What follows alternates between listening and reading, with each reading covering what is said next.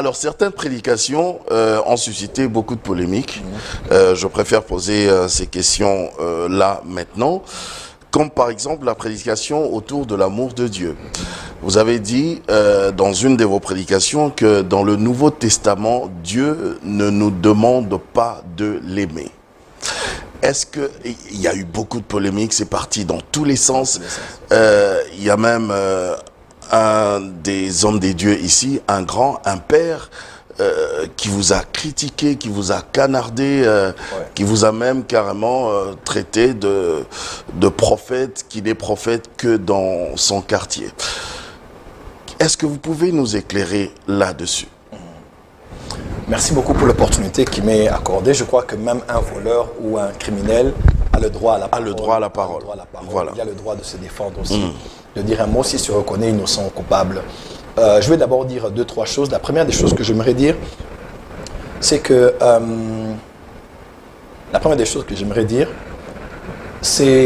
c'est un petit conseil peut-être. Ça n'a rien à voir avec moi personnellement. Je vais peut-être globaliser cela. C'est que... Déjà, les critiques du pasteur, du père, oui. Ça vous a dérangé?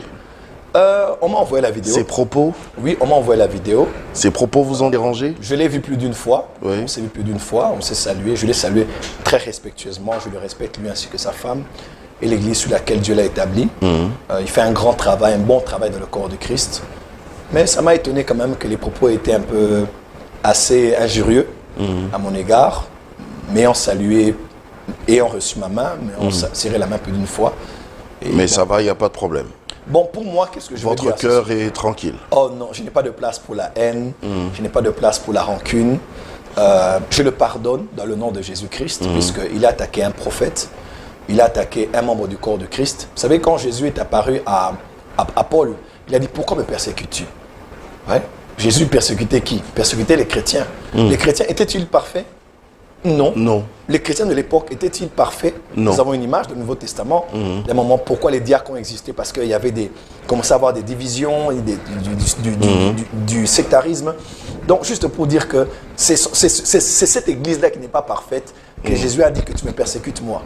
Donc, ça peut être un homme de Dieu qui a peut-être fait une mauvaise exégèse, qui a dit une parole déplacée, qui a dit quelque chose qui est vrai, mais que vous n'avez pas compris, que vous avez traité de faux prophètes, que vous avez dénigré en public, qui a une mère, qui a une épouse, qui a des enfants, qui a bâti un travail difficilement. Certains ont hérité du travail des autres. Plusieurs ont travaillé des années, on leur a confié un travail, ils sont entrés dans la moisson, ils travaillent, même Jésus en avait parlé dans Jean 4. Mais des hommes comme nous n'avons hérité d'aucune œuvre.